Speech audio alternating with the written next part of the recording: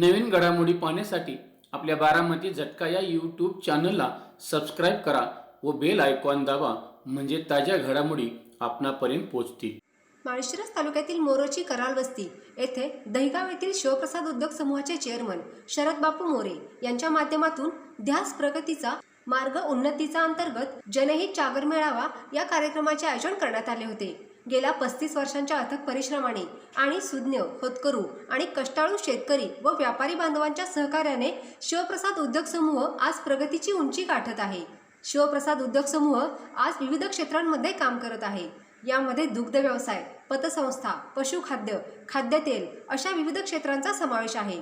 शेतकरी बांधवांसोबत काम करत असताना आज शेतकरी बांधवांना खूप काही अडचणींना तोंड द्यावे लागत आहे. दुधाला मिळत असणारे अयोग्य दर, तसेच शेतकऱ्यांची होणारी आर्थिक पिळवणूक, त्याचप्रमाणे स्वतःच्या लेकरांप्रमाणे सांभाळलेल्या जनावरांना नैसर्गिक आपत्तीमुळे होणारे आजार तसेच व्याधी यामुळे शेतकरी भयंकर त्रासलेला आहे. ही बाब लक्षात घेऊन शिवप्रसाद उद्योग समूहाचे चेअरमन शरद बापू मोरे यांनी या जागर मेळाव्याचे आयोजन केले होते. या मेळाव्यातून शेतकरी बांधवांना आर्थिक उन्नतीचा मार्ग उपलब्ध करून देण्यासाठी शिवप्रसाद उद्योग समूह सदैव आपल्यासोबत आहे, असे बापूसाहेब यांनी सांगितले. तसेच तरुणांना उद्योग व व्यवसायासाठी, त्याचबरोबर शेतकऱ्यांना शेती संबंधित व्यवसायासाठी शासकीय योजनेबद्दल माहितीही यावेळी त्यांनी दिली. या जनहित जागर मेळाव्याचा मुख्य उद्देश फक्त आणि फक्त शेतकरी व होतकरू तरुणांचे आर्थिक सुबद्धतेने हात बळकट करण्याचे काम करण्याचा प्रयत्न शिवप्रसाद उद्योग समूह करत आहे, असे शरद बापू मोरे यांनी यावेळी आवर्जून सांगितले. यावेळी मोरोची ग्रामस्थांच्या वतीने शिवप्रसाद उद्योग समूहाचे चेअरमन शरद बापू मोरे यांचा सत्कार करण्यात आला. या मेळाव्याला मोरोची गावातील शेतकरी बांधव व तरुणांनी उत्स्फूर्त प्रतिसाद दिला. यावेळी शरद बापू मोरे, सेंटर चालक नानासाहेब डोंबाळे, सेंटर चालक दादा करचे, सेंटर चालक अक्षय कुंकले, सेंटर चालक किरण चव्हाण तसेच रणजित सूळ, भारत सूळ, तुषार सूळ, धनंजय पाणसकर, सुधीर साळुंके, सतीश झंजे, ग्रामस्थ, शेतकरी आणि होतकरू तरुण उपस्थित होते. याचप्रमाणे पिरळे या ठिकाणीही जनहित जागर मेळाव्याचे आयोजन करण्यात आले होते. त्या ठिकाणी देखील उत्स्फूर्त असा प्रतिसाद मिळाला. आज आपल्या मोरुची गावामध्ये जनहित जागर ह्या कार्यक्रमानिमित्त आपण उपस्थित सर्वजण राहिला आणि या कार्यक्रमाची शोभा वाढवली, त्याबद्दल तुमच्या सर्वांचं मनापासून शिवप्रसाद परिवारामध्ये स्वागत. आणि या कार्यक्रमात सन्मान्य उपस्थिती म्हणून उपस्थित राहिलेले सन्मान्य आमचे मित्र देवा पाटील आणि आपल्या मोरुची गावातील सन्मान्य भारत साहेब, सरपंच आमचे पानसकर साहेब, आमचे रणजित भैया आणि आपण सर्वजण. मी काय 35 वर्षापासून आपण एक शेतकऱ्याचा पोरगाही न विसर पडता 35 वर्षामध्ये काय प्रवास केला, काय आयुष्यामध्ये जडणघडण करत असताना काय प्रसंग आले आणि त्यातून काय रस्तं कसं कसं तयार झालं आणि तेच प्रसंग माझ्या प्रत्येक इथं उपस्थित असणाऱ्या मोरुचीतील नागरिकांना फेस करावं लागतात. ते फेस करायला लागू नये म्हणून त्यांना जी काय करू शकतो ती दिशा देण्यासाठी ही छोटीशी जनहित जागर यात्रा आहे. मी काय भाषण करायसाठी आलो नाही, तुम्हाला एक थोडस डिस्कशन संवाद साधण्यासाठी आलोय. भाषण कदाचित राजकीय शब्द होईल. शिवप्रसाद दूध संघाच्या माध्यमातून, शिवप्रसाद बँकेच्या माध्यमातून, शिवप्रसाद कॅटलफीडच्या माध्यमातून, शिवप्रसाद म्हणजे एसपीजी इन्शुरन्स माध्यमातून आणि एक खिडकी योजना, अशा एक 10 विषयावर तुमच्याशी डिस्कशन करणार आहे. त्यातील आपण काय करणं गरजेचं आहे ही थोडीशी दिशा देण्यासाठी आणि तुमचं हित जोपासण्यासाठी, तुमची प्रगती व्हावी म्हणून छोटासा जागर आहे. त्याच्यामध्ये ज्यावेळेस आपण शिवप्रसाद फूड्स कंपनी, स्वतः प्रॉपरेटरी कंपनी आहे आणि तिची एक मदर कंपनी आहे. गेल्या काही दिवसापासून म्हणण्यापेक्षा 2021 पासून आपण स्वतःच्या पायावर आपला संघ उभा आहे किंवा आपल्या पोटापुरतं झालंय असं न म्हणता आपण इतरांच्या साठी काय करू शकतो म्हणून आपण शिवप्रसाद महिला दूध संकलन योजना चालू केली. त्या योजनेमधील शेकडो शेतकरी बांधवांनी आपल्या मोर्चीमधून आपल्या शिवप्रसाद सेंटरांना दूध दिलं. त्यात 40 रुपये 41 रुपये अशा पद्धतीने दर घेतला. शिवप्रसाद कॅटल फीड म्हटलं तर 100 रुपयांना आपण स्वस्त उपलब्ध करून दिलंय. आपल्या पतसंस्थेच्या माध्यमातून लिटरला 2000 3000 अशा पद्धतीनं आपल्या शेतकरी बांधवांना लोन सहजरित्या उपलब्ध करून दिलंय.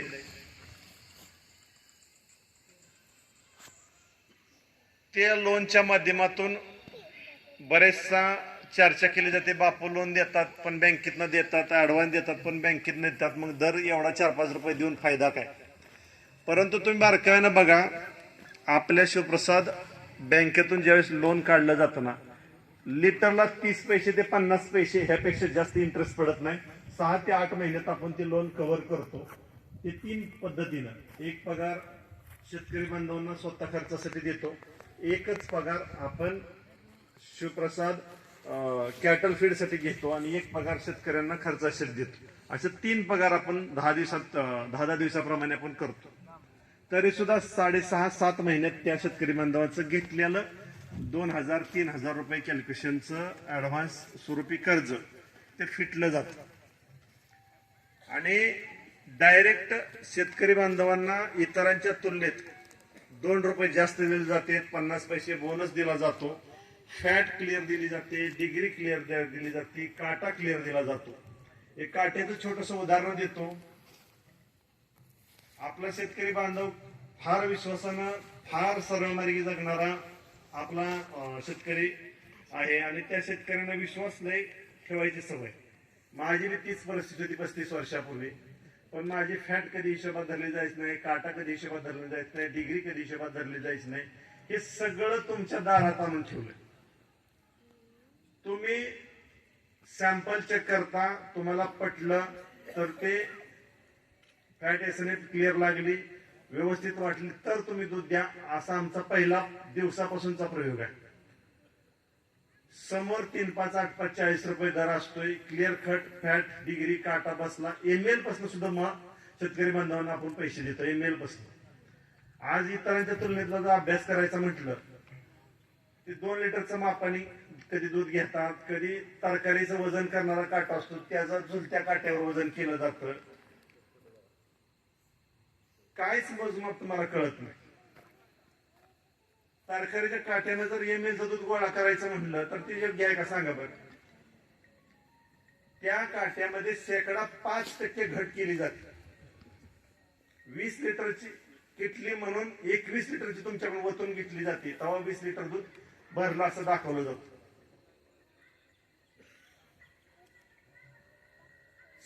5 लिटर ज्यावेळेस तूट होती त्याचं कॅल्क्युलेशन करून टाका. आता 40 रुपये 1 लिटरचा दर आहे. 5% घट बसली तर 100 लिटरला 200 रुपये नुकसान होतं.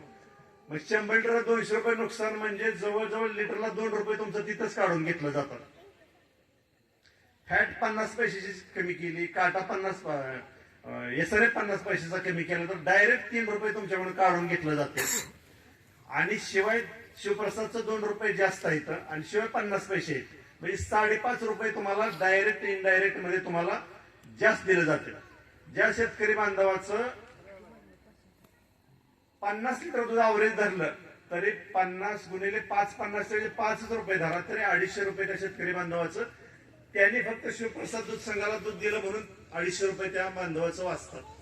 कॅटल फीड म्हणलं तर 100 रुपयाला स्वस्त मिळते. त्याला कॅटल फीड सुद्धा आम्ही 1 पैसा त्यात कमवत नाही. जशी बनवून घेतो तशी तुमच्या दारात आणून देतो. ती सुद्धा 100 रुपयाला तुम्हाला स्वस्त दिली जाते. तुम्ही कधी बघा शिवप्रसाद दूध संघाची पेंड इतरांच्या तुलनेत 100 रुपये स्वस्त असेल. शिवप्रसाद दूध संघाला जे उत्पादक दूध देतात त्यांना इतरांच्या तुलनेत 5 रुपयाच्या आसपास फरक पडत असेल.